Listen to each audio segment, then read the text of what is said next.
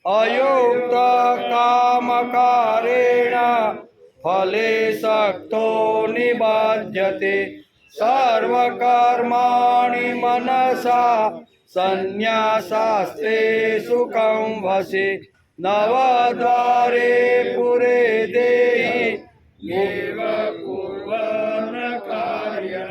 નૈવં કુર્વન કાર્યમ હરિ ઓમ વસુદેવ સુતં દેવં કંસચાણૂરમર્દનં દેવકી પરમાનંદં કૃષ્ણં વંદે જગદ્ગુરું ગુરુર્બ્રહ્મા ગુરુર્વિષ્ણુ ગુરુર્દેવો મહેશ્વર ગુરુ સાક્ષાત પરબ્રહ્મ તસ્મૈ શ્રી ગુરુવે નમઃ નારાયણં નમસ્કૃત્યં નરં ચૈવ નરોત્તમં દેવી સરસ્વતી વ્યાસં તતો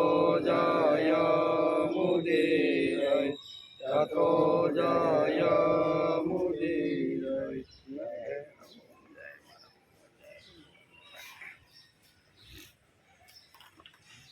યુક્ત કર્મ ફલમ ત્યક્ત્વા શાંતિમાપ્નોતિ નૈષ્ઠિકીમ અયુક્ત કામકારેણ ફલે શક્તો નિબધ્યતે. યુક્ત કર્મ ફલમ ત્યક્ત્વા યુક્તમ કર્મ ફલમ ત્યક્તા એટલે કે કર્મયોગી કર્મોના ફળને ત્યજીને નૈષ્ઠિકમ એટલે કે નૈષ્ઠિકમ એટલે કે જ્ઞાન સહિત શાંતિમ આપનોતી અયુક્ત શાંતિ પ્રાપ્ત કરે છે, પરંતુ અયુક્ત સકામ માણસ કામ કારેણ ફલે સક્ત નિબધ્યતે. સકામ માણસ કામનાને કારણે ફળમાં આસક્ત થઈને બંધાઈ જાય છે. મુક્ત અને બંધન આ બેની વાત આજ ભગવાન આ શ્લોકમાં કરવાની. કર્મયોગી કર્મોના ફળને ત્યજીને નૈષ્ઠિકી શાંતિ પ્રાપ્ત કરે છે, પરંતુ સકામ માણસ કામનાને કારણે ફળમાં આસક્ત થઈને બંધાઈ જાય છે. એટલે બે વાતો અહીંયા બંધન અને કર્મ બે વાતો ભગવાન આ શ્લોકની અંદર આપને સમજાવે છે. આજે શ્રીમદ ભગવદ્ ગીતા ચિંતન શરૂ થયું એનો 267મો દિવસ. ગઈકાલે આપણે શ્રીમદ ભગવદ્ ગીતાના 5મા અધ્યાયના 11મા શ્લોકને આપણે નમસ્કાર કર્યા. એમાં ભગવાને કીધું, હે અર્જુન, કર્મયોગી આસક્તિ ત્યજીને કેવળ મમત્વ ભાવ રાખ્યા વિના ઇન્દ્રિયો, શરીર, મન અને બુદ્ધિ દ્વારા અંતઃકરણની શુદ્ધિ માટે જ કર્મયોગી કર્મ કરે છે. કર્મયોગી પોતાનું કર્મ શા માટે ચાલુ રાખે છે? બરોબર, ઇન્દ્રિયોને કામે લગાડે, મનને કામે લગાડે, બુદ્ધિને લગાડે. શા માટે? તો કે અંતઃકરણની શુદ્ધિ માટે કર્મયોગી આ ઇન્દ્રિયોને કામે લગાડે છે. એ આપણે ગઈકાલે જોતા હતા. ગઈકાલે આપણે બીજી પણ વાતો જોઈ, બરાબર ને? ગઈકાલે આપણે જોતા હતા કે કારુણ્ય વૃત્તિથી બુદ્ધિ ભ્રષ્ટતા આવી જાય છે. કારુણ્ય એકવાર આવે, વીર વૃત્તિ જાય એટલે બુદ્ધિ ભ્રષ્ટતા આપે, એટલે બુદ્ધિ મંડે હલવા, આગળ પાછળ થવા માંડે. કેવળ લોહીનું સગપણ કંઈ એટલે કે કંઈ આપ્ત પુરુષનું દ્યોતક નથી. આપ્તત્વ શેનાથી આવે? આપ્ત કોણ? અહીંયા આ પ્રશ્ન છે. આપ્ત એટલે કોણ? તો અહીં કહે છે કેવળ લોહીનું સગપણ કંઈ આપ્ત પુરુષનું દ્યોતક નથી. આપ્ત તત્વ શેનાથી આવે? આપ્ત એટલે કોણ? તો કે આપ્ત એટલે પોતાના માણસો કોણ? તો કે જે ન્યાયવાદી છે તે આપણા માણસો કેવા. આપ્ત એટલે કોણ? તો કે ન્યાયવાદી હોય તે આપ્ત, ઈશ્વરવાદી હોય તે આપ્ત. ઈશ્વરને જે માનતો હોય ને તે જ આપણો માણસ. આપ્ત એટલે આપણો એમ. એટલે કે જે ન્યાયવાદી હોય, ઈશ્વરવાદી હોય અને જે યથાર્થવાદી હોય તે જ આપણો આપ્ત ગણાય. આપણા કાર્યની અંદર આપણું સુખ વધે અને આપણા માટે શાંતિ નિર્માણ થાય એના માટે જે સતત પ્રયત્ન કરતો હોય એ જ માણસ આપણો છે. એટલે અહીં ભગવાન અર્જુનને કહેશે કે હે અર્જુન, તું એમ કહેશો કે આ બધા આપ્ત છે, આ ધૃતરાષ્ટ્રના પુત્રો દુર્યોધન સહિત બધા આપ્ત છે. ત્યારે ભગવાન કે અહીંયા આપ્ત કોણ છે? આમાંથી એકેય તારો આપ્ત નથી. આપ્ત કોને કહેવાય? જે આપણા વિકાસ કાર્યની અંદર આપણે હૂંફ આપે, સ્ફૂર્તિ આપે, ચૈતન્ય આપણે સારું કામ કરતા હોય તો એની અંદર આવી રીતનો ઉત્સાહ આપે, એ આપણા કહેવાય. બીજું, અહીંયા ઈશ્વરને જે માનતો હોય તે, ઈશ્વરને ન માને એને આપ્ત કોઈ દી કહેવાય. ઈશ્વરને જે માનતો હોય તેને આપ્ત કહેવાય. જે ન્યાયવાદી હોય તેને આપ્ત કહેવાય. આ તું એમ કહેશો કે ધૃતરાષ્ટ્રના પુત્રો મને મારી નાખે ને તો હું મરવા માટે તૈયાર છું, પણ હવે હું મારું ગાંડી ઉપાડવાનો નથી. શા માટે ભગવાન કહે? તો અર્જુન કે આ બધા મારા આપ્ત છે. ભગવાન અહીંયા આપ્તની વ્યાખ્યા અર્જુનને સમજાવે છે. આમાં તારો કોઈ આપ્ત નથી. આમાં કોઈ ન્યાયવાદી છે? ન્યાયવાદી તો છે જ નહીં, બરાબર. તને ન્યાયવાદી તો એને કહેવાય કે 13 વર્ષ ખરેખર કમ્પ્લીટ થઈ ગયા પછી અહીંયા ઇન્દ્રપ્રસ્થ પાંડવોને સોંપી દેવું છે, એને કહેવાય ન્યાયવાદી કહેવા. તો તને હોપ્યું ભાઈ? તો કે તું એમ કહેશો કે આપ્તતાઈઓ છે એ મને મારે તો પણ હું મરવા તૈયાર છું, પણ મારે આની સામે ધનુષ ઉપાડવું નથી. એટલે આ જે ભગવાન સાથે અર્જુને જે દલીલ કરીને એ દલીલનો ભગવાન આ જવાબ આપ્યો. આપ્ત કોણ? તો કે ન્યાયવાદી હોય તેને આપ્ત કહેવાય, ઈશ્વરવાદી હોય તેને આપ્ત કહેવાય, બરાબર ને. અને પછી યથાર્થવાદી જે હોય તેને આપ્ત ગણાય છે. હે અર્જુન, કૌરવો ન્યાયવાદી નથી કેવા?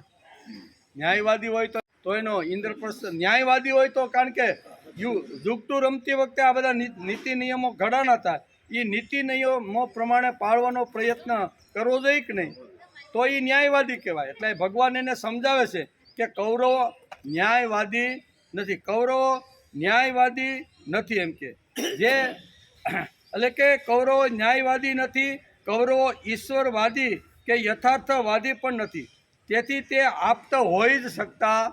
તું એમ કહેશો કે આપતા લોકોને મારીને મારે નરકમાં જવું નથી, આ પાપ મારે કરવું, તું આવું બોલે છે, પણ આમાં તારો કોઈ આપ્ત તો છે જ નહીં. આપ્ત માટે આ યથાર્થવાદી, ન્યાયવાદી અને ઈશ્વરવાદી આ 3 ગુણો જેની અંદર હોય અને એ પ્રમાણે જીવન જીવવાનો પ્રયત્ન કરે એને જ આપ્ત એટલે પોતાનો માણસ ગણાય. આમાં તો કૌરવો તો કોઈ આ 3માંથી એકેય લાઈનમાં બેસી શકતા, 3માંથી એકેયમાં નથી બેસતા. અને તું એમ કહેશો કે આ આપ્તજનોને મારીને મારે પાપ કરવું નથી ને પાપ કર્યા પછી મારે નરકમાં જવું નથી, આવી તારી ભાષા છે. ત્યારે ભગવાન એને આ જવાબ આપે છે. હે અર્જુન, કૌરવો ન્યાયવાદી, ઈશ્વરવાદી કે યથાર્થવાદી નથી. તે આપ્ત સ્વજન હોઈ શકતા. તે સ્વજન નો કહેવાય ભાઈ. સ્વજન કોને કહેવાય? કે આ 3 વાતો જેની અંદર હોય ને એને સ્વજન કહેવાય. આમાંથી એક પણ વાત અહીંયા દુર્યોધનની અંદર આપણે જોવા મળતી નથી. તેથી એ આપ્ત કોઈ દિવસ સ્વજન હોઈ શકતા નથી. પહેલાં શું આવ્યું, આપણે ગઈકાલે જોતા હતા કે યુદ્ધમાં ઉતર્યા પછી દુષ્ટ દુર્યોધન, ધૃતરાષ્ટ્રના પુત્રો બધા કેવા દેખાણા એને? દુષ્ટ દુર્યોધનને મારીને હમણાં જ મારું ગયેલું રાજ્ય હું પાછું લઈ લઉં, આવ્યા ઉત્સાહ સાથે આવ્યો. અને થોડીક વાર પછી આ બધું જોયા પછી જે ને દુષ્ટ બુદ્ધિવાળા માનતો હતો એ જ અર્જુન બધાને સ્વજન માનવા માંડ્યો. કેવા? પહેલાં દુષ્ટ બુદ્ધિના માનતો હતો અને હવે એ સ્વજન માનવા માંડ્યો. ત્યારે ભગવાન એને કહે છે કે આ એકેય તારો સ્વજન નથી. સ્વજન હોય તો તારા કલ્યાણ, તારું સારું થાય, તારું કલ્યાણ થાય, તારો આવી રીતનો વિકાસ થાય ને, એ વિકાસના કાર્યમાં તને જો વેગ આપતા હોય ને તો એ એને સ્વજન કહેવાય. પણ આપણા વિકાસના કાર્યમાં રોડા કોઈ નાખતું હોય, નુકસાન કરતું હોય અને પ્રભુના કાર્યમાંથી આપણે અલગ કરવાનો જે પ્રયત્ન કરતા હોય ને એ આપણા કોઈ દી સગા હોઈ શકતા નથી, બરાબર. લોહીના કારણે ઘણીવાર સગા હોઈ શકે, પણ લોહીના સંબંધથી પણ જો આ લોકો આડા આવતા હોય ને તો પણ એ તારા સ્વજન હોઈ શકતા નથી. ભગવાન આ વાત અર્જુનને સમજાવે છે. તેથી એ તારા સ્વજન થઈ શકતા નથી. પણ અર્જુનને લોહીના એટલે શરીરના સગપણને લીધે બધા આપતા દેખાય છે. કેવા? લોહીનો સંબંધ છે ને, કાકા દાદાના જ બધા ભાઈઓ છે, બરાબર? એટલે એને લોહીનો સંબંધ છે ને, તેથી ભગવાન અહીંયા એને લોહીનો સંબંધ નહીં પણ લોહી બનાવનારના સંબંધ સાથે તારે સજ્જનતાપૂર્વક વર્તન કરવું. લોહીનો સંબંધ તો ઘણો ખરાબ હોય એમ, બરાબર ને? લોહી કાંઈ આપણા જ બધા સારા હોય, આપણા જ કુટુંબના આપણું હિત કરવા માટે બેઠા હોય એવું ન હોય. એકાદ બે તો એવા હોય કે કોઈ પણ રીતે આને પસાડીને અને ધૂળ ધાંટ તો કરી, એવા પણ ઘણીવાર લોહીના સંબંધવાળા આપણા સ્વજનો હોઈ શકે છે. ત્યારે ભગવાન અહીં કહે છે કે લોહીના સંબંધ કરતાં લોહી બનાવનારનો જે સંબંધ છે ને એ શ્રેષ્ઠ સંબંધ છે. અને એને કહેવાય, અહીંયા આપણે કહીએ ને કે એને કહેવાય સજ્જન લોકો, પ્રામાણિક લોકો, બરાબર ને? પછી સમાજમાં બ્રાહ્મણ પણ હોઈ શકે, ક્ષત્રિય પણ હોઈ શકે, વૈશ્ય પણ હોઈ શકે અને શૂદ્ર પણ હોઈ શકે. જે આવી રીતની પ્રામાણિકતાથી માણસને આગળ ધપાવવાનો જે પ્રયત્ન કરે છે ને એને લોહી બનાવનારનો સંબંધ કહેવામાં આવે છે. એટલે ભગવાન અહીંયા અર્જુનને આગળ લઈ જઈને કહે છે કે લોહીના સંબંધથી તું આ બધાને આપતા ગણે છે પણ એ તારી ખોટી વાત છે. ભલે લોહીનો સંબંધ તારો છે, કાકા બાપાના ભાઈઓ થતા છે, પણ લોહીના એના કરતાં એક ડગલું અર્જુન તારે આગળ જવાનું છે. લોહી બનાવનાર જે છે એના સંબંધથી આપણું કલ્યાણ કરનાર સમાજમાં કઈ વ્યક્તિ છે એની સાથે તારે સંબંધ રાખવાનો. કેવો? એટલે આવ્યું ને કે સજ્જનો સાથે દોસ્તી હંમેશા કરો. સજ્જન તો કોઈ પણ કુળમાંથી, કોઈ પણ જ્ઞાતિમાંથી કોઈ પણ સજ્જન આપણું હોય કે ન હોય, હોય જ. એટલે ભગવાન અહીંયા લોહીના સંબંધ નહીં પણ લોહી બનાવનારના સંબંધની વાત ભગવાન અર્જુનને આ કહે છે. અર્જુનને ધૃતરાષ્ટ્રના પુત્રો આપતા સ્વજન લાગ્યા અને તે જ બુદ્ધિભ્રષ્ટતા એટલે હું? પહેલાં એને દુર્બુદ્ધિ લાગ્યા અને પછી એને સ્વજન લાગ્યા. આ જ બુદ્ધિની ભ્રષ્ટતા છે એમ કે. તેના ઉપર અર્જુને વૈચારિક ઇમારત ઊભી કરી છે.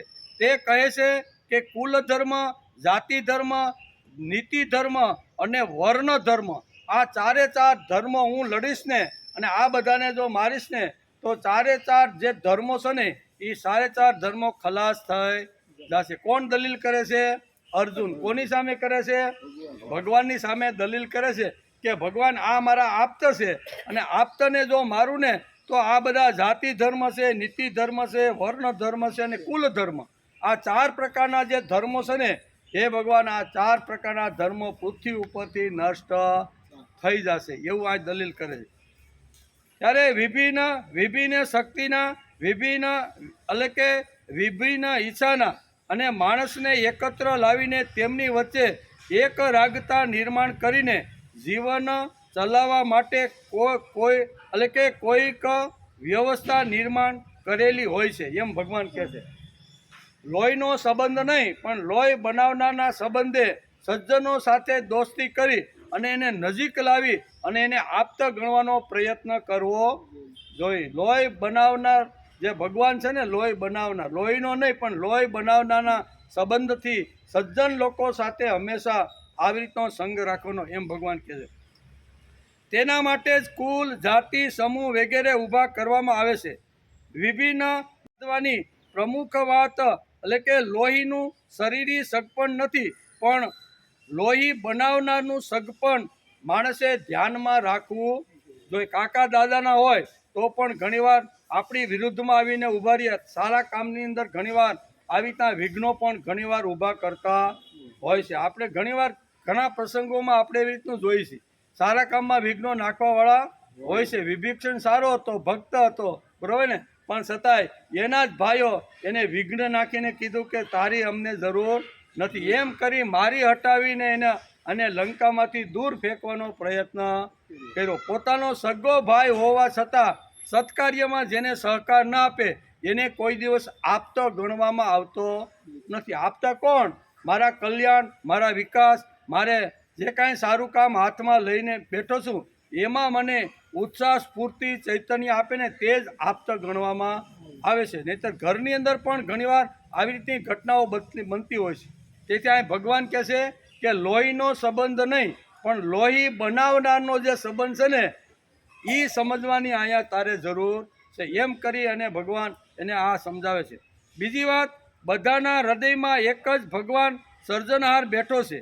નીતિ ધર્મ કુલ ધર્મ ઊભા કરવાવાળું જે ભગવત તત્વ છે તેને જ સામેવાળો પક્ષ અમાન્ય કરે છે. હે અર્જુન, સામેવાળો જે પક્ષ છે ને એ આ બધું તત્વને અમાન્ય કરે છે. તેથી અમાન્ય કરનાર આવું જે તત્વ હોય, આવા જે લોકો હોય ને એને તારે 100 જન કોઈ દી માનવાના નહીં. બરોબર ને? બહુ સરસ 4 વાતો કહીને ભગવાન અર્જુને અહીંયા, કારણ કે અર્જુનની અંદર 2 પ્રશ્ન. પહેલી વાત આવી દુર્બુદ્ધિ દુષ્ટ ધૃતરાષ્ટ્રના પુત્રો. અહીંયા શું કહેવાય, ધૃતરાષ્ટ્રનું કલ્યાણ કરવા માટે, અહીંયા શું કહેવાય, દુર્યોધનનું કલ્યાણ કરવા માટે જે દુષ્ટ લોકો દુર્બુદ્ધિના આવ્યા છે ને એને હું છેલ્લી વાર જોઈ લઉં. પહેલી વાત આ કરે છે.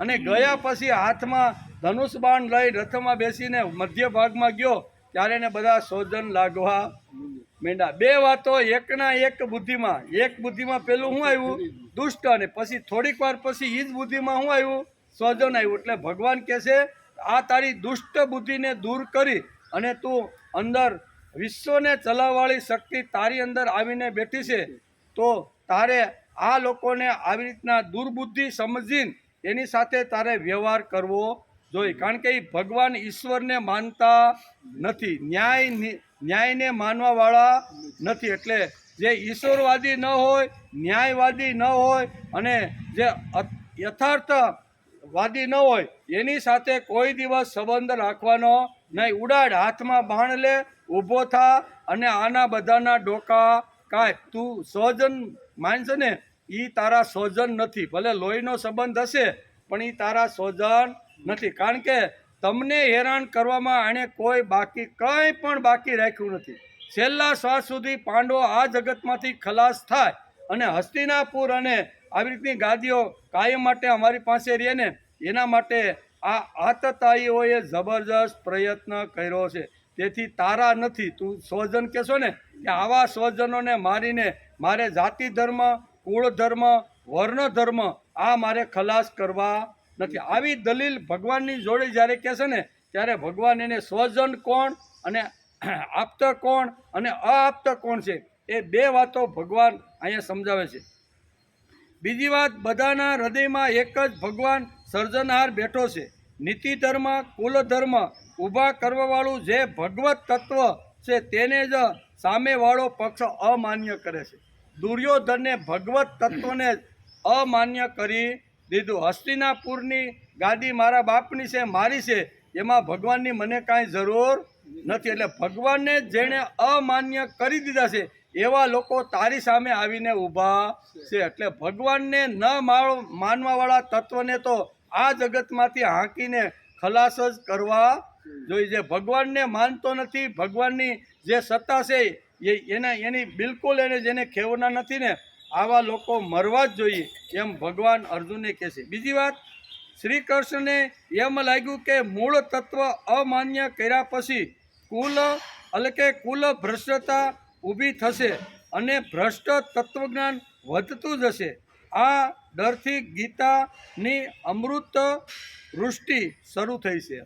ભગવાન કહે છે કે ખરેખર આ સમયે જો આ બધી વાતો અર્જુનને નહીં સમજાવું ને તો એક કાળ એવો આવશે કે ભગવાનને ન માનનાર લોકો જ હંમેશા સમાજમાં સારી રીતે પુષ્ટ થાય છે. એટલે એક વાત આ થાય કે ભગવાનને માનવાની કોઈ જરૂર નથી. ભગવાનને માન્યા વગર, ભગવાનનું માન્યા વગર, ભગવાનની સત્તાને સમર્પિત થયા વગર પણ અમે આ જગતમાં સારામાં સારું રાષ્ટ્ર ચલાવી શકીએ છીએ.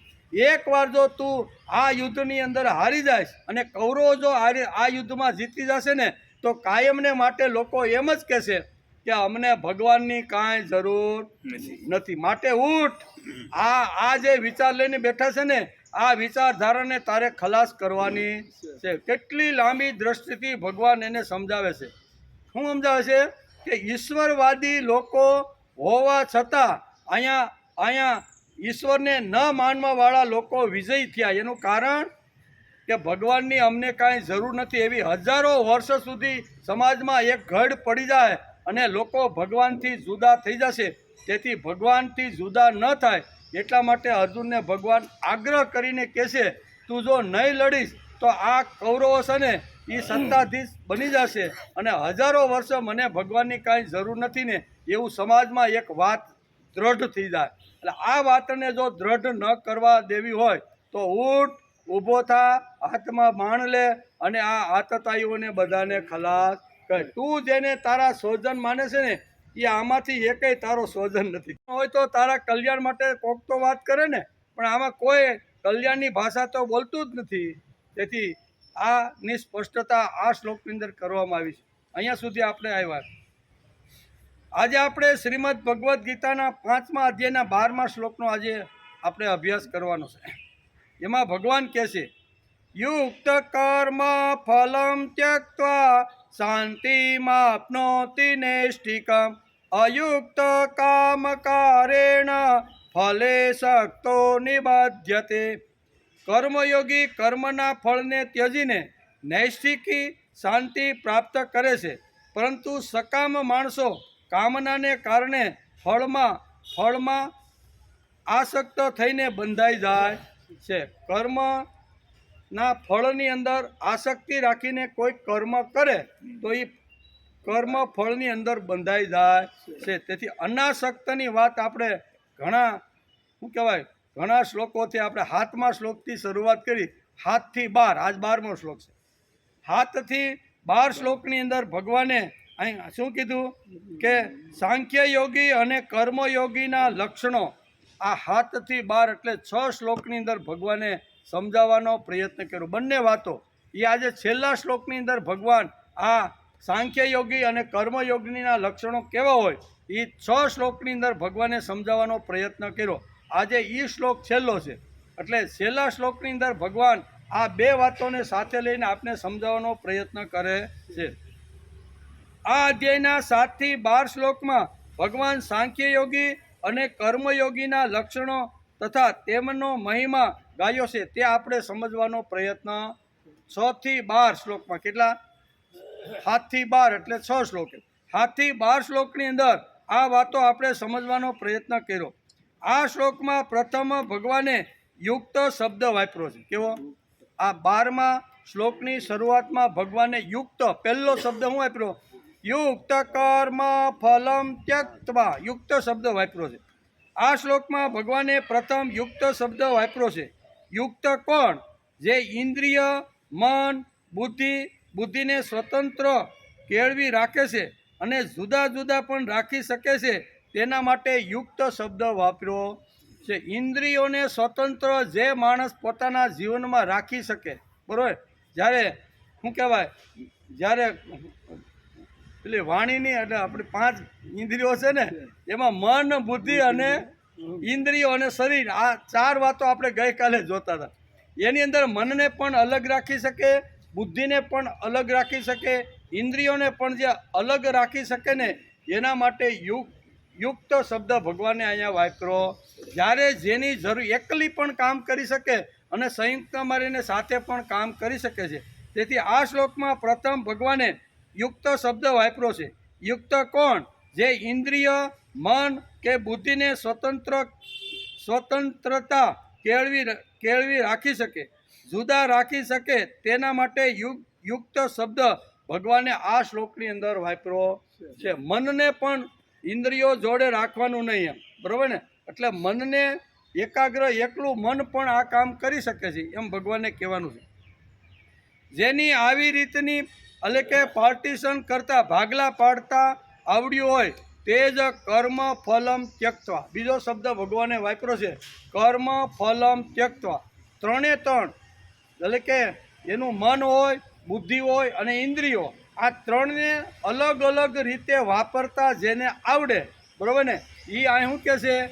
એ જ કર્મ ફલ ત્યક્ત્વા. કર્મ ફળનો ત્યાગ એ જ લોકો કરી શકે છે અને કર્મ ફળનો ત્યાગ કરીને આ 3 ઇન્દ્રિયોને વ્યવસ્થિત જે ગોઠવે છે ને એ મુક્ત છે. અને બાકી જે સકામ કર્મ કરીને ફળની અપેક્ષા રાખીને જે માણસ કર્મયોગ કરે છે તે બંધનમાં છે એમ ભગવાને આ શ્લોકમાં 2 વાતો કહેવાની છે. એમ કે કેમ કે બુદ્ધિમાં કડવાશ કે મીઠાશ ન લાવતા જ્ઞાન મેળવવાનું છે. આ જેમણે સમજી લીધું છે તેને યુક્ત કહેવામાં. કડવાશ નહીં, મીઠાશ પણ નહીં, કોઈ પક્ષે રાગ કે દ્વેષ નહીં. બુદ્ધિની અંદર આ તત્વ જેણે સંઘરી રાખ્યું છે, કહે ને કે જ્ઞાન મેળવ્યું છે, આ જેમણે સમજી લીધું છે તેના માટે ભગવાન આ શ્લોકની અંદર યુક્ત કર્મ ફલમ ત્યક્તવા શબ્દ વાપર્યો છે. પછી કડવાશ અને મીઠાશ એટલે આપણે જેને આસક્તિ કહીએ છીએ તે ભગવાનનું ચરણામૃત જોઈએ અને દારૂ ન જોઈએ એમ માણસને લાગે.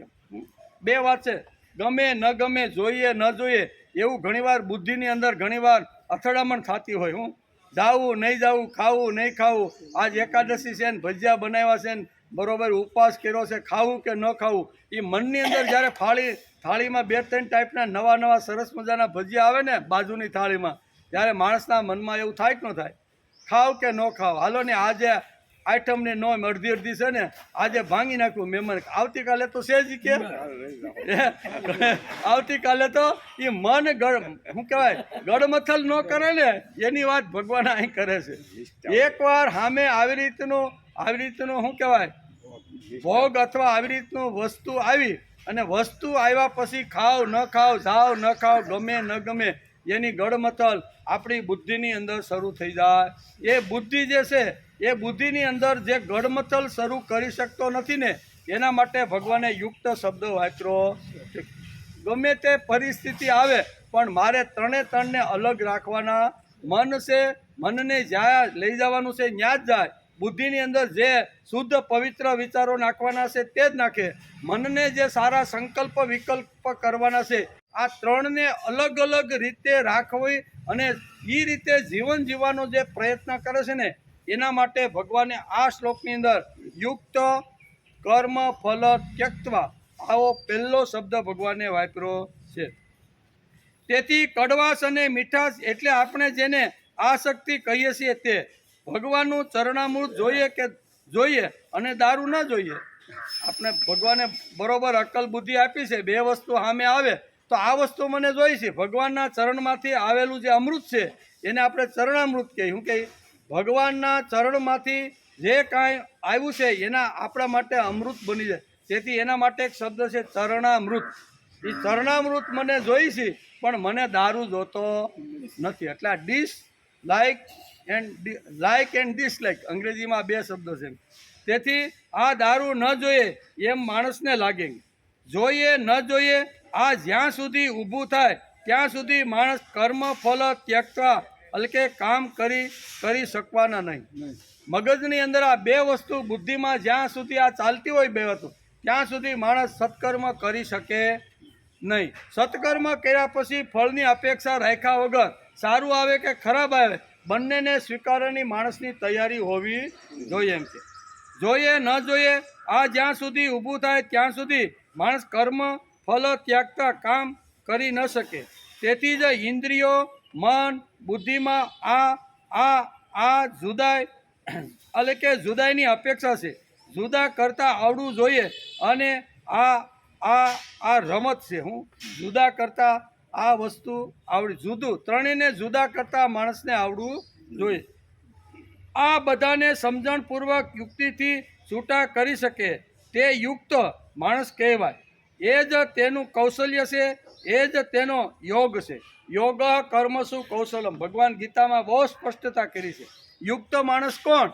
કે ત્રણે ત્રણ તત્વો છે, મન છે, બુદ્ધિ છે અને ઇન્દ્રિયો છે. આ ત્રણે ત્રણ તત્વને જુદી રીતે જુદી જગ્યાએ જુદા કામ માટે ગોઠવી આપે ને એને યુક્ત કહેવાય છે. અને એના માટે ભગવાને યોગ કર્મસુ કૌશલ ગીતામાં શું વાપર્યો શબ્દ? યોગ કર્મસુ કૌશલ. તને ભગવાને જે કુશળતા આપી છે, તને જે ભગવાને આવડત આપી છે, તને જે ભગવાને સમજણ આપી છે, જે કર્મ કરવાની કળા ભગવાને તારી અંદર મૂકેલી છે, એ કર્મ કળાને નિષ્કામ કર્મયોગ કરી અને તારી ઇન્દ્રિયોને પવિત્ર કરવાનો પ્રયત્ન કર. એકાદ કામ દિવસમાં એવું કરીએ કે એમાં કોઈ પ્રકારના ફળની અપેક્ષા નહીં, કોઈ પ્રકારની આવી રીતની આસક્તિ નહીં કે મમત્વ નહીં કે આ કામ કરું એટલે મને આટલું ફળ કે આટલી વાત મને મળવી જોઈએ. એકાદ કામ, એકાદ વિચાર, એકાદ વાત એવી હોવી જોઈએ કે જે 24 કલાકની અંદર એક કામ એવું કરીએ કે જેની અંદર 7મા પડદે પણ મને ફળની અપેક્ષા નથી. હટાઈ જે ફળની અપેક્ષા રાખ્યા વગર મન બુદ્ધિ અને ઇન્દ્રિયોને પ્રભુ કાર્યમાં જે દોડાવે છે એ માણસ ક્યારે બંધાતો નથી. બંધાય કોણ? તો આ શ્લોકમાં કીધું સકામ, જે કામનાની સાથે અથવા અપેક્ષાની સાથે અથવા ફળની સાથે જે કર્મયોગ કરે તો એ માણસ બંધાઈ જાય છે, બાકી બીજા કોઈ બંધાતા નથી. બેને છૂટા પાડવાનો આ શ્લોકમાં ભગવાને પ્રયત્ન કર્યો છે. તેથી જ ઇન્દ્રિય, મન અને બુદ્ધિમાં આ જુદાઈ અપેક્ષિત છે. તેથી આ બધાને સમજણપૂર્વક યુક્તિથી છૂટા કરી શકે તે યુક્ત માણસ કહેવાય. એ જ તેનું કૌશલ્ય કહેવાય છે. યોગ કર્મસુ કૌશલમ, આ ભગવાને આ વાત આપને આ શ્લોકમાં સમજાવી છે. તેથી સૌ પ્રથમ બુદ્ધિ ઉપર જ કાબુ મેળવવો. કોના ઉપર? બુદ્ધિને કંટ્રોલ કરવી જોઈએ. બુદ્ધિ ઉપર જો કાબુ ન હોય તો બુદ્ધિ આવી રીતની ભ્રષ્ટ થઈ જાય છે. એ પહેલા અધ્યાયની અંદર આપણે અર્જુન વિષાદ યોગની અંદર આ વાત આપણે જોઈ કે નહીં? પહેલાં એ દુર્બુદ્ધિ દુષ્ટ ધૃતરાષ્ટ્રના પુત્રો એને લાગતા હતા અને હવે એને સ્વજન લાગવા માંડ્યા. એટલે આ શું થયું? બુદ્ધિની અંદર આવો કચરો ઘૂસી જાય ત્યારે માણસ કોઈ વિચાર કરી શકતો નથી. અને તેથી ભગવાન કહે છે કે પહેલાં અર્જુનને આ વાત એના બુદ્ધિમાં આવી અને પછી આ બધાને જોયા પછી સ્વજન ઘૂસી ગયો. બરાબર ને? એટલે આ બે વાતો, બુદ્ધિ ભ્રષ્ટતા ક્યારે આવે? કે ખોટો વિચાર જો માણસના મનની અંદર, બુદ્ધિની અંદર જો સ્થિર થઈ જાય તો માણસને આવી રીતના આવે છે. તેથી સૌ પ્રથમ બુદ્ધિ ઉપર કાબુ મેળવવો જોઈએ. જે લાવી શક્યો છે તેને યુક્ત માણસ કહેવામાં. બુદ્ધિ ઉપર જેણે કાબુ, કંટ્રોલ જેણે કરી દીધો છે ને એના માટે ભગવાન યુક્ત કર્મ ફલમ ત્યક્તવા, આવો શબ્દ અહીંયા 5મા અધ્યાયના 12મા શ્લોકની અંદર ભગવાન બહુ સ્પષ્ટ રીતે કહીને અર્જુનને સમજાવે છે. યુક્ત નૈષ્ઠિક આવ્યું ને, શાંતિ માપનોતી નૈષ્ઠિકી, એ જ લીટીની અંદર છેલ્લા 2 શબ્દની અંદર ભગવાન કહે છે શું કે? શાંતિ માપનોતી નૈષ્ઠિકી. નૈષ્ઠિકી એટલે જ્ઞાનયુક્ત ભક્તિ કરવાથી માણસને નૈષ્ઠિક કાયમની શાંતિ મળી જાય. નૈષ્ઠિકમનો અર્થ થાય છે જ્ઞાનયુક્ત ભક્તિ. કેવી ભક્તિ તો કરવાની, પણ જ્ઞાનયુક્ત અને કર્મયુક્તિ ભક્તિ જે કરે છે એના માટે ગીતાકારે આ 5મા અધ્યાયના 12મા શ્લોકની અંદર નૈષ્ઠિકીમ શબ્દ વાપરેલો છે. આ શબ્દને સમજવાનો બરોબર પ્રયત્ન કરવો જોઈએ. તેથી યુક્ત નૈષ્ઠિકીમ શાંતિ માપનોતી. નૈષ્ઠિક શાંતિ એટલે શું ભાઈ? અહીં ભગવાને કીધું છે કે જે નિષ્કામ કર્મયોગ કરી મન બુદ્ધિ અને ઇન્દ્રિયોને અલગ રાખી અને અલગ અલગ રીતે જે વાપરે છે ને તેને નૈષ્ઠિકમ શાંતિ પ્રાપ્ત થાય છે. બધાને શાંતિ પ્રાપ્ત થતી નથી. કોને શાંતિ પ્રાપ્ત થાય? જેને અલગ અલગ આ 3 જે તત્વો આપ્યા છે, મન બુદ્ધિ અને ઇન્દ્રિયો, 3 તત્વોને અલગ અલગ રીતે વાપરી અને પોતાના જીવન વિકાસ માટે જે પ્રયત્ન કરે છે ને એને યુક્ત કહેવાય. અને આવો યુક્ત માણસને શાંતિ મળે છે. નૈષ્ઠિક શાંતિ એટલે કાયમ માટેની જ્ઞાનયુક્તિ શાંતિ કાયમની મળે છે. નહીંતર આપણે શું કહેવાય, શમશાન શાંતિ તો હોય, આપણે સંસાર જઈ શાંતિ હોય કે નહીં, પણ એ કેટલી કલાક? 2 કલાક સુધી, અને પછી શાંતિમાં આ બધું ઘૂસે કે નહીં, તો એ કાયમ શાંતિ કહેવાતી નથી. 2 કલાકની શાંતિ. આપણે પણ સારું આવું હોય કંઈક કરવું જોઈએ ને, કે આને જેમ લાકડામાં બાળે છે ને, જેમ વાહડા ઘૂસાવે છે, આવી રીતના શું કહેવાય, મન બુદ્ધિ અને ઇન્દ્રિયોને ત્રણેયને અલગ અલગ કરી અને અલગ અલગ કામ સોંપવાના છે. અને એ અલગ અલગ કામ સોંપવા માટે જ અહીં કહે છે કે તો જ અંતઃકરણની શુદ્ધિ થાય. આગલા શ્લોકમાં આપણે જોયું, બરાબર ને? અંતઃકરણની શુદ્ધિ માટે ભગવાન અહીં અર્જુનને કહે છે કે તારે મન બુદ્ધિ ઇન્દ્રિયો અને શરીર, આ ચારેને તારે કામે લગાડીને કર્મયોગ કરવો જોઈએ, એમ ભગવાન કહે છે. ત્યારે યુક્ત શબ્દનો એક અર્થ યોગ્ય થાય છે અને બીજો અર્થ જોડાયેલ. કેવો? યુક્ત આ સંસ્કૃત શબ્દ છે. ભગવાને ગીતામાં યુક્ત શબ્દ આ શ્લોકમાં પ્રથમ વાપર્યો હોય. એમાં યુક્ત શબ્દનો એક અર્થ યોગ્ય થાય છે, તેમાં બીજો અર્થ જોડાયેલો. કેવો? જોડાઈ ગયેલો. કોની સાથે જોડાવાનું છે એનો વિચાર આપણે પાણી પીને કરીશું. જોડાવાનું તો છે જ, કારણ કે ભગવાને કીધું બોલે છે શ્રીમદ ભગવદ્ ગીતા અધ્યાય 5 શ્લોક નંબર 12, બરોબર ને? આ 7 થી 12 શ્લોકની અંદર અહીંયા ભગવાને સાંખ્ય યોગી અને કર્મયોગીના લક્ષણો બતાવ્યા છે, બરાબર ને? એટલે એનો વિચાર અત્યારે આપણે કરી રહ્યા છીએ. તેથી યુક્ત શબ્દનો બે અર્થ આપણે જોયા. એમ એક યુક્ત એટલે યોગ્ય, યોગ્ય માણસ, અને બીજો અર્થ થાય યુક્ત એટલે જોડાઈ ગયેલો. યુક્ત એટલે જોડાઈ ગયેલો. આ બે અર્થ અહીંયા શાસ્ત્રકારો આપને સમજાવે છે. ઘણા માણસો મન બુદ્ધિ ભગવાનને આપી દે, પણ અહમ આપી શકતા નથી. અહમ ભગવાન ઉપાડે તો જ થાય. બીજું બધું આપે, પણ આપણો જે મોટો ફૂફાડો મારતો જે અહમ છે ને, એ અહમ કોઈ આપતું નથી. તેથી યુક્ત જોડાયેલો એટલે ભગવાનની આંગળી પકડેલો માણસ. કેવો યુક્ત એટલે કોણ? તો કે ભગવાનની આંગળી પકડેલો માણસ. આપણે જેમ નાના બાળકની આંગળી પકડીને ચાલીએ તેમ આધ્યાત્મિકની અંદર ભગવાન આપણી આંગળી પકડીને ચાલે, અથવા આપણે ભગવાનની આંગળી પકડીએ. ભગવાન જેને હાથ આપે, ભગવાન જેને પોતાનો માને, જેનો અહમ ભગવાન ખાય, તે કેટલો મોટો માણસ છે. ભગવાન જેની આંગળી પકડે એ કેટલો મોટો માણસ. બધાની આંગળી પકડે? બધાની પકડે નહીં. જેનો અહમ ભગવાન ખાઈ જાય તે જીવ કેટલો મોટો ગણાય, એમ આ શ્લોકની અંદર સમજાવવાનો પ્રયત્ન કર્યો છે. જેણે ભગવાનનો હાથ પકડ્યો, જેણે ભગવાનના હાથમાં પોતાનો હાથ આપ્યો અને ભગવાનનો હાથ પોતાના હાથમાં લીધો, તે જીવ કેટલો મહાન અને કેટલો મોટો હશે. ભગવાન કોની જોડે જોડાઈ જાય? તો કે ભગવાનને જે યુક્ત લાગે તેની જોડે ભગવાન જોડાય. ભગવાન બધાની સાથે જોડાતા નથી. જે યુક્ત હોય તેની સાથે ભગવાન જોડાય છે. આપણે જીવનની અંદર આવ્યા એટલે દ્વૈત આવ્યું, અને દ્વૈત આવ્યું કે કૃતિ થવા લાગે. દરેક ઇન્દ્રિયો કૃતિ દ્વૈત એટલે ઊભા થવું.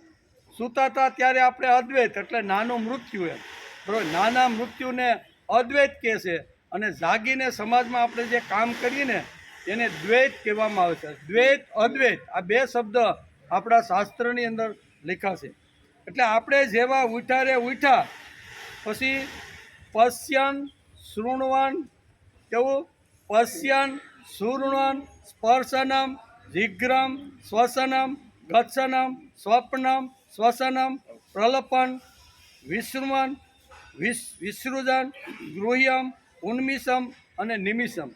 આમ 13 વાતો શરૂ થઈ છે. દ્વૈત આવ્યું એટલે માણસ કર્મ કર્યા વગર રહેતો નથી. બધી જ ઇન્દ્રિયો પોતપોતાની જગ્યાએ રહે અને બધી ઇન્દ્રિયો પોતપોતાની રીતે કર્મ કરે છે. આંખ જોવાનું કામ કરે, કાન સાંભળવાનું કામ કરે, જીભ સ્વાદ ચાખવાનું કામ કરે.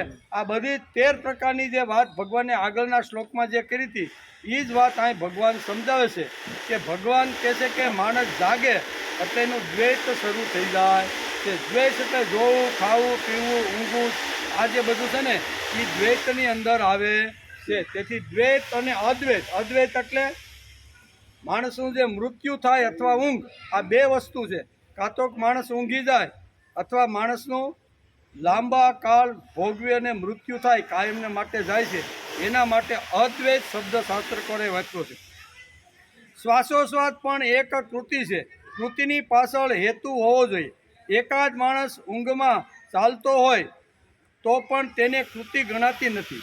જે માણસ ચોક્કસ સિદ્ધાંતો સમયે કૃતિ કરે છે તે માણસ જગતમાં યોગ્ય રીતે ગણાય. કેવો? સંકલ્પ કરીને નક્કી કરીને કૃતિ કરવાની.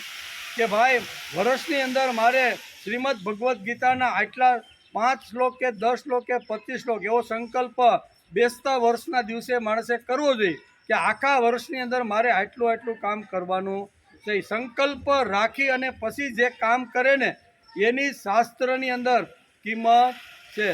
ટાઈમ મળે જોશું, બનશે તો કરશું, ટાઈમ મળે તો વાંચ્યું, એવું નહીં. પણ ચોક્કસ નક્કી કરેલા સમય અને નક્કી કરેલી જે વાત છે એ સંકલ્પ કરીને જે લોકો સમાજમાં કામ કરે છે ને એને જ મોટી કિંમત છે. સગાસા અને સંગાવતીનો સંકલ્પ હતો. એને સંકલ્પ કર્યો હતો કે ગત જન્મમાં જે થયું હોય તે, પણ આ જન્મની અંદર અમે કોઈ જે કાંઈ લૂલા લંગડા અથવા શરીરથી કાંઈ જે આવી રીતના પરસેવાથી અથવા શું કહેવાય પરુથી જે રેબજેબ થઈ જાય એવા લોકોની સેવા કરશું. અને અમારા આંગણે રોજ કોઈ એકાદ સંત મહાપુરુષને કે ઋષિને જમાડી અને પછી અમે જમશું. આને કહેવાય સંકલ્પબદ્ધ થયેલો માણસ. કેવો? ના એ કોઈ આવી ગયું હોય છે ને બિલખામાં તો ઓલે આપણે આજુબાજુ નજર કરીશું, આવશે તો જમાડી દો. જમાડવાની અમારી ક્યાં ના છે એ નહીં એમ, પણ એને જમાડ્યા વગર અમે જમવાના. આને કહેવાય સંકલ્પબદ્ધ માણસ. માણસ જે કામ કરે છે ને એની સમાજમાં કિંમત, એને ન્યા જ ભગવાન જાય. કોને? બધાની ત્યાં ભગવાન જાતા નથી. ખવડાવવાળો તો એ ઘણા છે, સાત્વિક માણસો તો ઘણા છે, આજુબાજુ હોય ભૂખો હોય હાલ ભાઈ મારી ઘેરે એમ ખવડાવવાનું ના. પણ સંકલ્પ જેણે કરી અને જે ક્રિયા શરૂઆત કરે ને એને ત્યાં ભગવાન જાય. અને ગયા કે નહીં કસોટી કરે, ઘણું બધું આવી રીતનું કરે, પણ કહેવાનો કે સંકલ્પબદ્ધ જે માણસ ને એ માણસની કૃતિની વધારેમાં વધારે કિંમત થાય. કોઈ પણ મહાપુરુષ આ જગતમાં આવ્યા છે એણે સંકલ્પો કરીને કામ કર્યા છે, બરાબર, તો એને સિદ્ધિ 100% મળે. પ્રહલાદનો સંકલ્પ હતો કે અંતિમ માણસ સુધી મારે રામને લઈ જવાના છે. બાળપણથી જ આવો સંકલ્પ હતો. ગમે તેટલી આવી રીતની અગવડ આવે, અસત આવે, ગમે એટલા વિઘ્નો આવે, પણ મારો સંકલ્પ છે કે રામને મારા હૃદય સુધી મારે રામને પહોંચાડવાના છે. આને કહેવાય સંકલ્પબદ્ધ. એટલે સંકલ્પબદ્ધ જે ક્રિયા થાય ને એની સમાજમાં કિંમત છે. ભલે આપણે નાનો એવો સંકલ્પ લઈ કે ભગવાન જ્યારે હું મારી પથારીમાંથી ઉઠીશ ને ત્યારે ભગવાન પ્રથમ તને નમસ્કાર કરીશ. અને ભગવાન ક્યાં છે? તો કે કરાગ્રે વસ્તે લક્ષ્મી, કરમૂલે સરસ્વતી, કર મધ્યે તું ગોવિંદ, પ્રભાતે કર દર્શન. ભલે નાનો એવો સંકલ્પ છે, પણ જીવંત પર્યંત આ વ્રતને માણસે વ્રત લીધું છે તો એ વ્રતને સંભાળવાનો પ્રયત્ન કરવો જોઈએ. એકાદો આવો સંકલ્પ લઈને જો માણસ કામ કરે ને તો જેમ સંગાવતી અને સગાસાની ત્યાં ભગવાન આવી રીતના પ્રત્યક્ષ આવી રીતના ગયા ને એમ આપણે ઘરે પણ આવે. એકનાથે સંકલ્પ કર્યો હતો કે માનવ જાતની અંદર ક્ષુદ્રતા, લાચારી, દીનતા રહેવી જોઈએ નહીં. એના માટે મારે જે કાંઈ કરવું પડશે ને એ કરવા માટે હું તૈયાર છું. તેથી 4 વાગ્યાથી એકનાથ ઉઠી અને રાતના 10 વાગ્યા સુધી સતત માનવ જીવન સુખી કેમ થાય, એમાંથી રાગ, દ્વેષ, ક્ષુદ્રતા, લાચારી, દીનતા ઓછી કેમ થાય અને એની અંદર તેજસ્વીતા, અસ્મિતા, કૃતજ્ઞતા અને કાર્યપ્રવણતા કેમ આવે, એના માટે એકનાથે સંકલ્પ કરીને રાત દિવસ પ્રયત્ન કર્યો. સંકલ્પ કર્યો અને સંકલ્પ કરે એટલે ભગવાનને એમ થાય છે કે મારા ભક્તને અગવડ પડવી જોઈએ. એને કેટલા બધા કામ છે, એકલો કામમાંથી નવરો રહેતો નથી. હાલ હું જાઉં, ભગવાન આવ્યા કે નહીં? એક દિવસ નહીં, ખાલી કામ કરીને 12 વર્ષ સુધી. કેટલા? એકનાથના ઘરે ભગવાન આવ્યા, વાયદું કર્યું, પાણી ભર્યું, બરોબર ને, ઢોરને ઘાસ સારો વાટીને નાખ્યો, દૂધ દોયા, શું કહેવાય, રસોઈ બની, ઘણા બધા કામ કર્યા છે. એ આપણે વાંચીએ એનું ચરિત્ર ખબર પડે, પણ એ બોલાવ્યા વગર અને કીધા વગર આવ્યા. ગોતવા જે મળે ભગવાન. હવે 14 બ્રહ્માંડમાં ગોતવા આપણે જાય કે ભગવાનને હું ગોતી આવું તો જડે ખરો? પણ કામ જ એવું કરીએ, માણસ જીવન જ એવું જીવે તો ભગવાનને ચાલીને કે આપણે હાલો આ ભાઈના ઘરે જાય. ત્યાં સંકલ્પબદ્ધ માણસે કામ કરવું જો, એમ આપણું આ શાસ્ત્ર કહે છે. જૂના કાળમાં આપણે ત્યાં લોકો પૈસામાં ભગવાનને ભાગીદાર બનાવતા હતા જૂના કાળમાં. એટલે આપણા ઘરમાં કાંઈ જુવાર કે બાજરાનું ખડું આવે ને તો 5-25 લોથા લઈને આપણે જાતા. શેરડીનો સિસોડો આપણે કરવાનો 20-25 વીઘાનો વાડ હોય ને, પછી સિસોડો પહેલી કડા ક્યાં, પહેલી કડા ઉતરે, નાના ઢેફલા બનાવવાના, ભગવાનને મંદિરે આખું બધું જેટલી ઉતરી ને કડા બધી ત્યાં લે, શું કહે, નગારું ઉગાડીને બધાને બોલાવવાના અને આખા ગામને પ્રસાદ તરીકે આતું જ નહીં. આ બધું હું જે કાંઈ કર્મ કરું છું ને એમાં ભગવાન મારો ભાગીદાર. ભગવાન વગર હું કોઈ પણ કૃતિ કરી શકતો નથી. ભગવાન છે તેથી આપણે બધા કૃતિ કરીએ ને. ભગવાન સિવાય કોઈ કૃતિ કરી શકે ખરો? નહીં, ન કરી શકે. તેથી હૃદય દુર્બળ ન રહેવું જોઈએ. જેનું હૃદય દુર્બળ છે તે ભગવાનની દ્રષ્ટિથી યોગ્ય માણસ નથી, બરાબર. જેનું હૃદય દુર્બળ છે તે યોગ્ય માણસ નથી. તેથી ગીતા શાસ્ત્ર છે. શાસ્ત્ર આવ્યું કે શાસન આવ્યું? ગીતા શું છે? આપણે જેનો અત્યારે અભ્યાસ કરી છે ને એ ગીતા શાસ્ત્ર છે. અને શાસ્ત્ર આવે, શાસન આવે એટલે એના નીતિ નિયમો તો આવે જ. એમ ગીતા એ શાસ્ત્ર છે. શાસ્ત્ર આવ્યું કે શાસન આવ્યું, ઈદમ ઇથ્યમ, આવું થવું જ જોઈએ, આવું કરવું જ જોઈએ, તે માત્ર કરવાનો પ્રશ્ન આવે. શ્રીમદ ભગવદ્ ગીતા યોગ્ય પુરુષ કોને કહે છે?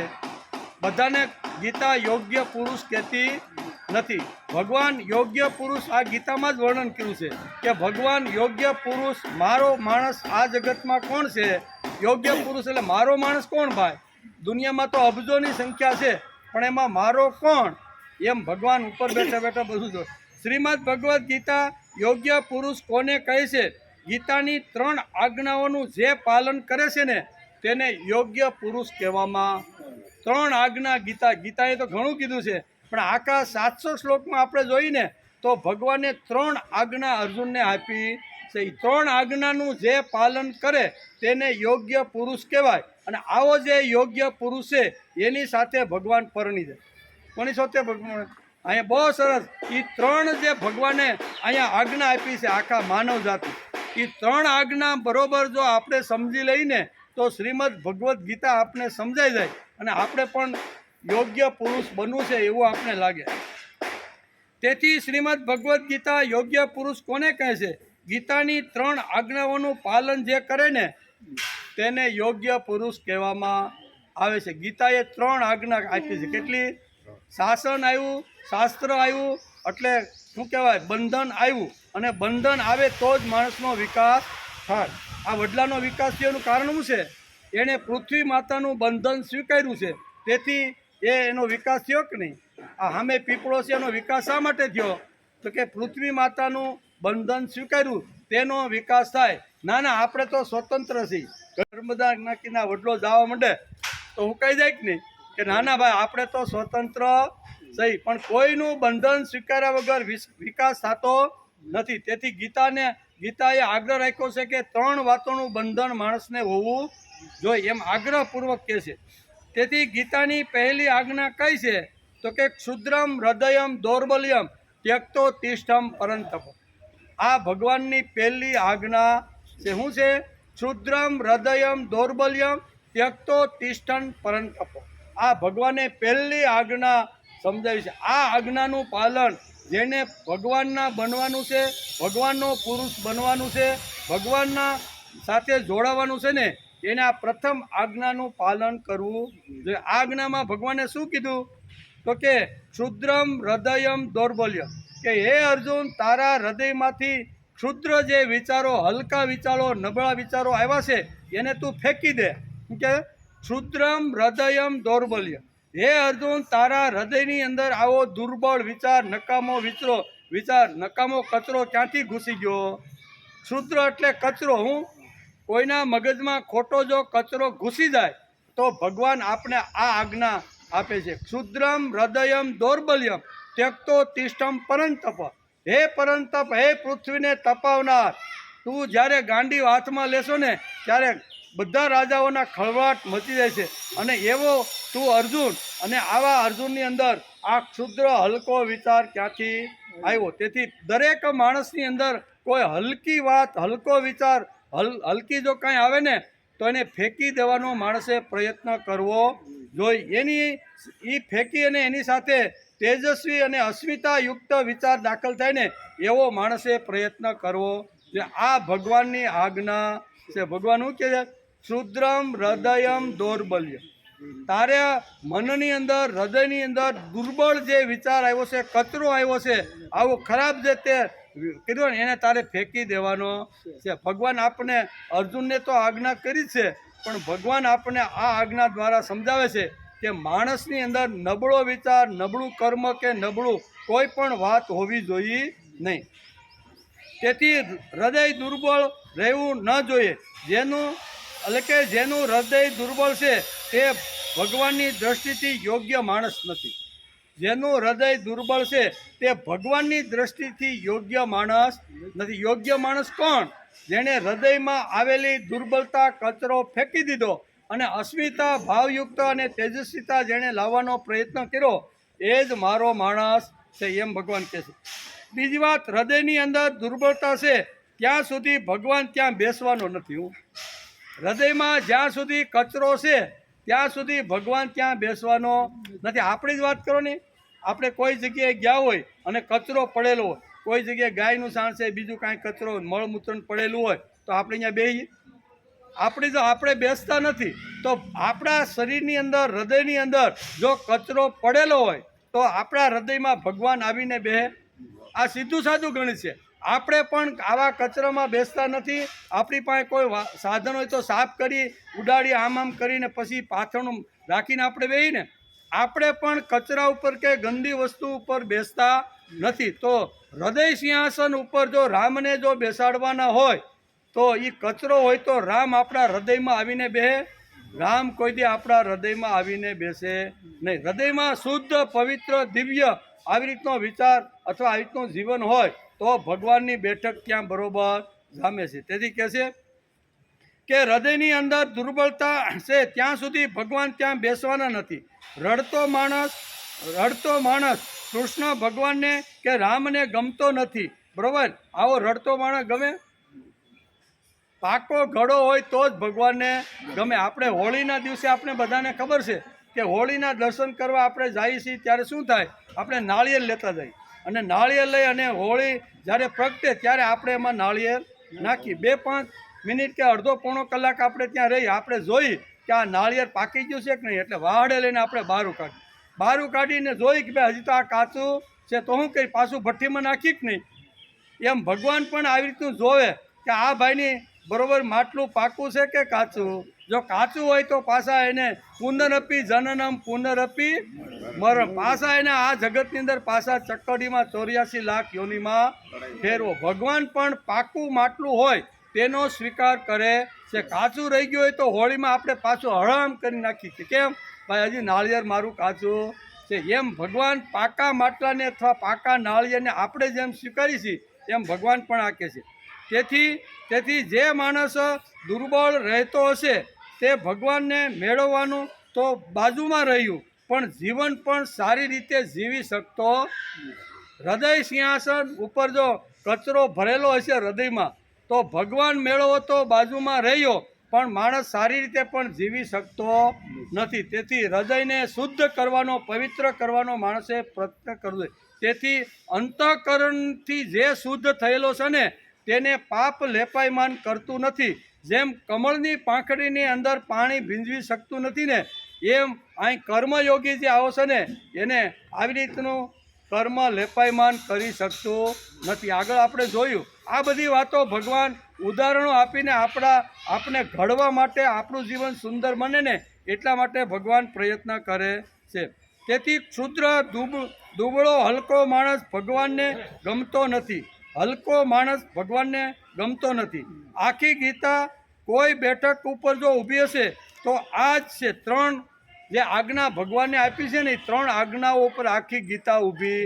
700 જે શ્લોક છે ને એ ક્ષુદ્રમ, હૃદયમ, દૌર્બલ્યમ, એક આ ભગવાને જે કીધેલો જે સિદ્ધાંત છે, ભગવાને આપેલી જે આજ્ઞા છે એના ઉપર ઊભી છે. ગીતા એ અર્જુનની દુર્બળતા શરીરની ન હતી, એ બુદ્ધિની દુર્બળતા હતી, મનની દુર્બળતા હતી.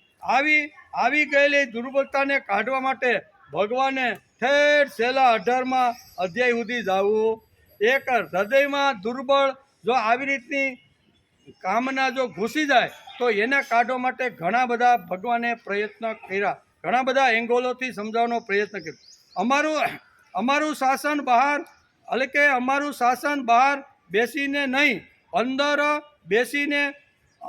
બેસીને ભગવાન આપણા શરીરને કંટ્રોલ કરે છે. આપણે જે પૂજા રામની કરીએ છીએ તે દશરથના પુત્રોની નહીં.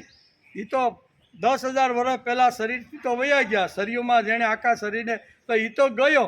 તો કયા રામની આપણે પૂજા કરીએ છીએ? તો કે જે હૃદય સિંહાસન ઉપર અત્યારે 24 કલાક મારું જીવન જે સંભાળે છે ને એ રામ મારા હૃદય સિંહાસન ઉપર બેઠો છે, એની રોજ આપણે પૂજા કરતા રહેલા છીએ. રામ તો ઘણા વર્ષો પહેલાં થઈ ગયા. આપણે કૃષ્ણની જે પૂજા કરીએ છીએ તે કૃષ્ણ તો મા બાપને છોડીને ભાગ્યો ગોકુળમાંથી, બરાબર ને? પછી ગોકુળ સામું જોયું નથી. પછી આવ્યો દ્વારકામાં પણ સમય થયો એટલે દ્વારકા છોડીને પણ ભગવાન ચાલ્યા. એ કૃષ્ણની વાત અહીંયા ચાલતી નથી. હૃદય સિંહાસન ઉપર જો રામ બેઠો હોય તો એ તો 10,000 વર્ષ પહેલાંની વાત થઈ ગઈ. સરયુમાં ચાલ્યા ગયા. 5,000 વર્ષ પહેલાં ભગવાન અહીંયા પારસના પીપળા છે પગથી વિંધાઈને પોતાનું આવી રીતનું જીવનપુર. તો કયા રામ અને કૃષ્ણની વાત છે? તો 24 કલાક મારી જીભ ઉપર જે અભિષેક કરે છે, જીવતી જીભને રાખે છે, બરોબર, એ રામ અને કૃષ્ણની વાત અહીં ચાલતી રહેલી છે. તેથી અહીંયા ભગવાનની બીજી આજ્ઞા છે, તસ્મા દુતિષ્ઠ કૌંતેય યુદ્ધાય કૃત નિશ્ચય. પહેલી આજ્ઞા કઈ છે? પહેલી કઈ છે? શુદ્રમ હૃદયમ દૌર્બલ્યમ ત્યક્તો તિષ્ઠમ પરંતપ. આ ભગવાનની પહેલી આજ્ઞા છે. બીજી આજ્ઞા કઈ છે? તસ્મા દુતિષ્ઠ કૌંતેય યુદ્ધાય કૃત નિશ્ચય. હે અર્જુન, શું કહે છે? તસ્મા દુતિષ્ઠ કૌંતેય, હે ઉત્તિષ્ઠ, હે કૌંતેય ઊભો થા. શું કહે છે? હે કુંતી પુત્ર, કુંતીનો પુત્ર છો, ઊભો થા. તસ્મા દુતિષ્ઠ કૌંતેય યુદ્ધાય કૃત નિશ્ચય. તારા માટે યુદ્ધ ઇઝ કલ્યાણ. આ ભગવાનની બીજી આજ્ઞા છે. ઉઠ, ઊભો થા, ઊભો થા. બધું ભગવાન કરશે તેમ માનીને તું બેસી ન જા. હું આપણે ઘણીવાર બેસી જાય, એ તો ભગવાન આવશે ને ભાઈ.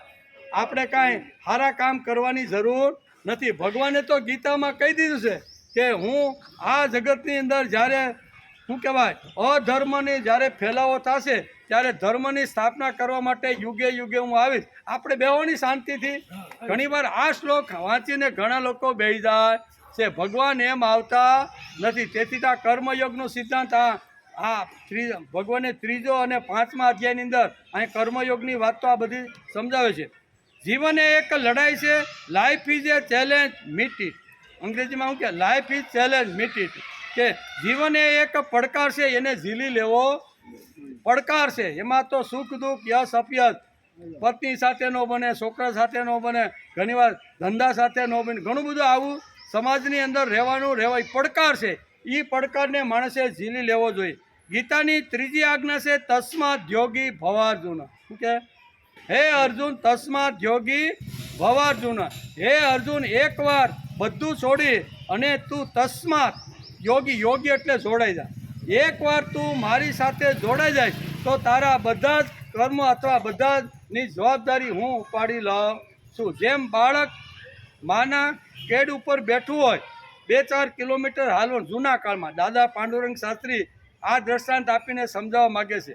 સમજો કે જૂના કાળનું દાદા કે મારી પાસે બધા દ્રષ્ટાંતો કેવા હોય? તો કે જૂના કાળમાં પહેલું જ પરણીને અહીંયા શું કહેવાય સાસરે કન્યા આવી હોય, ઘણો સમય થઈ ગયો હોય, 7મ 8મનો ઉત્સવ આવતો હોય, એટલે બાપાને એમ થાય કે હાલની 8-10 દિવસ દીકરીને વહેલી તેડવા માટે જાઓ. બાપા હાથમાં થેલી લઈને 5-7 કિલોમીટર ગામ દૂર હોય, હાલીને આવવાનું, વાહનની સગવડતા ને, એટલે બાપા અહીંયા 2-4 કલાકે એ ગામમાં પહોંચે, એકાદ રાત રોકાય અને પછી આવી રીતના જાય. અને ઘણીવાર પછી આવી રીતના અવારનવાર જવાનું થાય. પછી ઘણીવાર તો ઉંમર મોટી થાય, સંતાનો પણ થાય, આવી રીતનું અવારનવાર જવાનું તો થાય. અને ઘણીવાર તેડવા માટે જાય ત્યારે બાળક પણ 2-2.5-3 વર્ષનું બાળક પણ ઘણીવાર જોડે હોય છે. એ બાળકને કાંઈ ચિંતા ખરી? રસ્તામાં મારું બાળક કરશું થાય તો શું થાય, શીશી કરશે તો શું થશે, અથવા ભૂખ્યું થાય, એ 3માંથી કોઈ પ્રકારની ચિંતા બાળકને હોતી. બાળક તો ફળિયામાં રમતું હોય અને પછી થેલી બધું ભરે, કપડાં ભરે, નાસ્તા જેવું ભરે, જે કાંઈ હોય ને જબલા ઉબલા બધું ભરી અને માં તૈયાર થાય. એટલે બાપા કે હાલો બેટા જાય, એમ કરીને જાય. બાળકને રમતા બાળકને કેડ ઉપર બેહાડે. 2-5 કિલોમીટર હાલતા જાય અને બેન તો કેડ ઉપર બેઠી, એટલે બેન તો થાકી જાય, પણ બાળક ઉઠીને સીધું રમવા માંડે કે નહીં? શા માટે? એને થાક લાગ્યો નથી. શા માટે? તો કે માની કેડ ઉપર બેઠું હતું. માં એટલે ભગવાન. ભક્ત પણ જો ભગવાનની કેડ ઉપર જો બેસી જાય ને તો ગમે તેટલા ભક્ત કામ કરે ને તો ભક્તને થાક લાગતો નથી. શા માટે? કે ભગવાનની કેડ ઉપર બેઠું છે. 3 વર્ષનું બાળક કેડ ઉપર બેસી 2-5 કિલોમીટરનું અંતર માં કાપીને પિયર આવે, અને પિયર આવ્યા પછી બાળક સીધું રમવાનું ચાલુ કરી દે. એને થાક નહીં, કાંઈ છે? કાંઈ ચિંતા નહીં. ચિંતા કોને? માને. એમ આપણે પણ જો એકવાર ભગવાનની કેડ ઉપર જો બેસી જાય તો તસ્માત યોગી ભવાર્જુન. હે અર્જુન, તું એકવાર આવી રીતનો મને બધું અર્પીને તું જો જીવવાનો પ્રયત્ન કરીશ ને તો માથા કાપવા, ડોકા કાપવા એમાં તને ભાર લાગશે. તેથી અહીં કહે છે કે તસ્માત યોગી ભવાર્જુન. જે યોગી થયો તે યુક્ત માણસ. કેવો પ્રશ્ન હાલે છે? યુક્ત કર્મ ફલ ત્યક્તવા. આ શ્લોકની અંદર ભગવાને અહીંયા યુક્ત શબ્દ વાપર્યો છે. એટલે આ 3 શ્લોકની અંદર 3 આજ્ઞાની અંદર ભગવાને અહીંયા યુક્ત બનવાનો આ 3 આજ્ઞામાં માનવ માત્રને સંદેશો આપ્યો છે કે માણસે યુક્ત બનવાનો, ભગવાન સાથે જોડાઈ જવાનો પ્રયત્ન કરવો જોઈએ. તેથી ગમે તેટલા કામ કરશું તો આપણને થાક લાગશે નહીં. થાક માને લાગે, ભગવાનને લાગે. આપણને શું છે ભાઈ, આપણે તો માની કેડ ઉપર બેઠા હસતા રમતા માં પિયર જાય એટલે આપણે તો દોડીને રમવાનું ચાલુ, રમકડા જ પકડી લેવાના, બરાબર. તેથી અહીં કહે છે ગીતાનો યોગ્ય પુરુષ તે જ જે કૃષ્ણનો યોગ્ય પુરુષ છે. જે કૃષ્ણનો યોગ્ય પુરુષ તે જ જે ભગવાનનો યોગ્ય પુરુષ છે. કૃષ્ણસ્તુ ભગવાન સ્વયં. આમ ભાગવતમાં કીધું, શ્રીમદ ભાગવતમાં વ્યાસ પણ આ રીતે લખે છે. કૃષ્ણ ભગવાનને કોણ ગમે? આ પ્રશ્ન છે. કૃષ્ણ ભગવાનને કોણ ગમે? તો કે કર્મણ્યે વાધિકા રસ્તે મા ફલેસુ કદાચન મા કર્મ ફલ હેતુર્ભૂર્મા તે સંગો સ્વતી કર્મ. બીજા અધ્યાયની અંદર ભગવાને આ વાત કીધી હતી. ભગવાનને ગમે કોણ? ભગવાનને આ માણસ ગમે. બીજા અધ્યાયના 47માં શ્લોક ઘેરે હોય તો જઈને વાંચ્યો. ભગવાને બહુ સરસ કીધી છે. મને ગમે કોણ? તો કે કર્મણ્યે વાધિકા રસ્તે મા ફલેસુ કદાચન મા કર્મ ફલ હેતુર્ભૂર્મા તે સંગો સ્વતી કર્મ.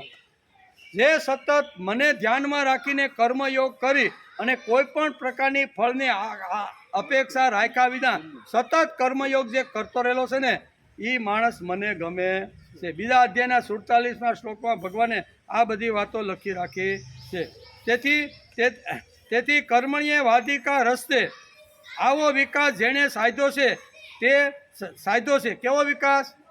કોઈ પણ પ્રકારની અપેક્ષા રાખ્યા વગર, ફળની અપેક્ષા રાખ્યા વગર સતત કર્મયોગ કરે છે તે. બીજી વાત, ક્ષુદ્રમ હૃદયમ દૌર્બલ્ય.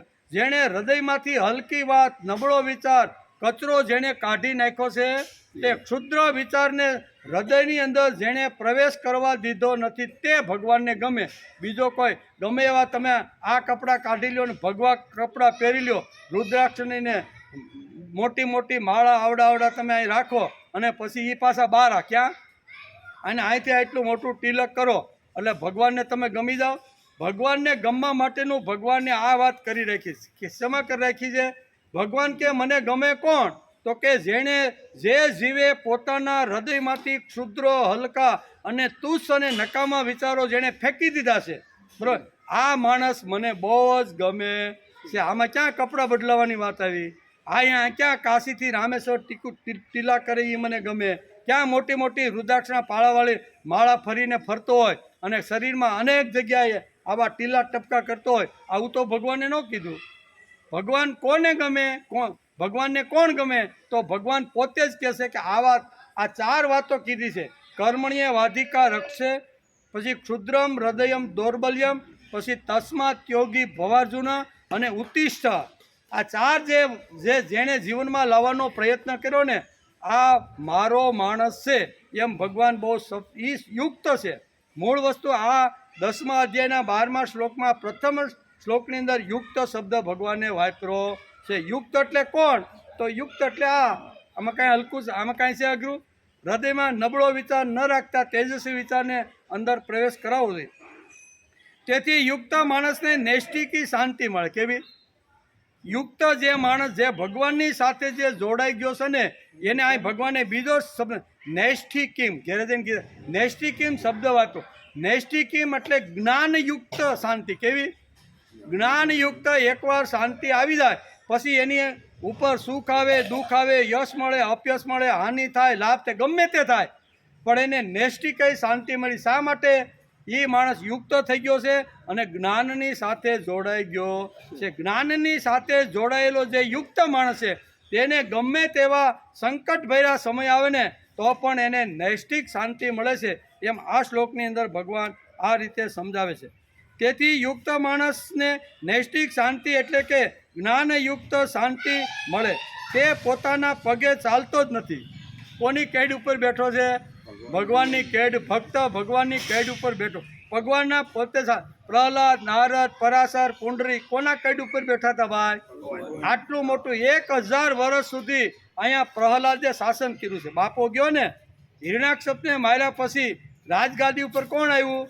પ્રહલાદ. અને પ્રહલાદ રાજા બન્યો અને રાજા બન્યા પછી 1000 વર્ષ સુધી એને શાસન કર્યું છે. લેશ માત્ર શાસનની અંદર કંઈ અગવડ ન પડે અને 1000 વર્ષ સુધી એની અંદર નીતિ નિયમોમાં બદલાવ ન કરે ને આવા એણે નિયમોને આવી રીતનું શાસન કરેલું છે. 100 વર્ષથી માનવ વધારે જીવતો નથી, પણ પુરાણ એમ કહે છે કે 1000 વર્ષ પ્રહલાદ જીવો.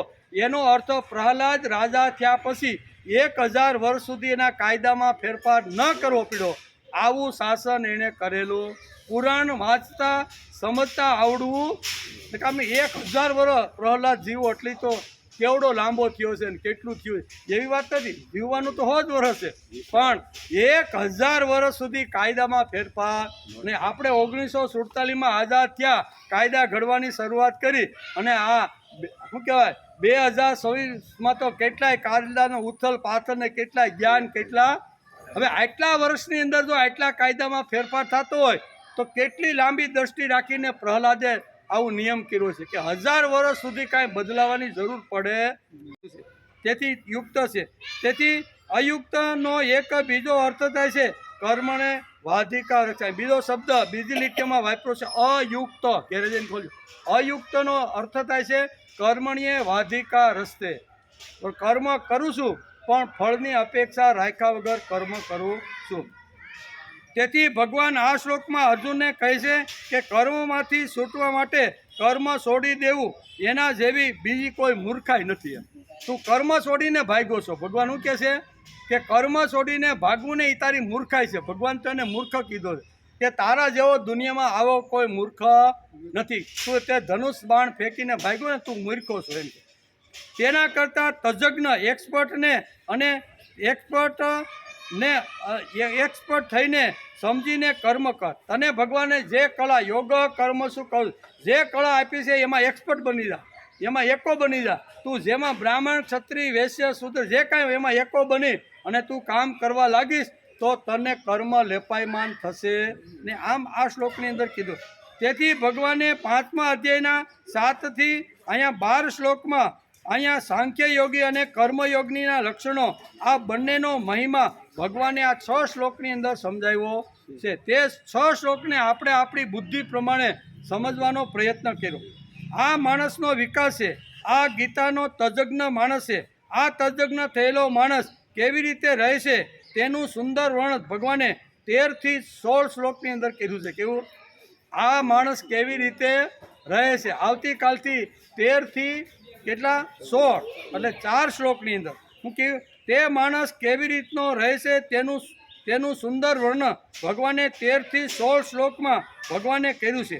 આ 4 શ્લોકમાં ભગવાન જ્ઞાનયોગનો વિષય ખોલવાના છે ને આવતીકાલથી આપણે એની શરૂઆત કરવાના સહી. એટલે 4 શ્લોક હવે પછીના 4 ભગવાને તબક્કાવાર બધું કરી દીધું છે. સાંખ્ય યોગ હોય, કર્મયોગી હોય કે ભક્તિ, એ તબક્કાવાર થોડા થોડા શ્લોકો સમજાવી અને એ વિષય ઉપર ભગવાન અર્જુનને સમજાવવાનો પ્રયત્ન કરે છે. આપણે પણ આવતીકાલે આવશું. આવતીકાલે રામનવમી, બરાબર ને? સમયસર કાલ તો ખુરશી લઈ લેવાની. 9 વાગે તો લઈ જ લેવાની. એક દિવસ કદાચ વહેલું આવવું પડે તો આવી જવાનું. કાલ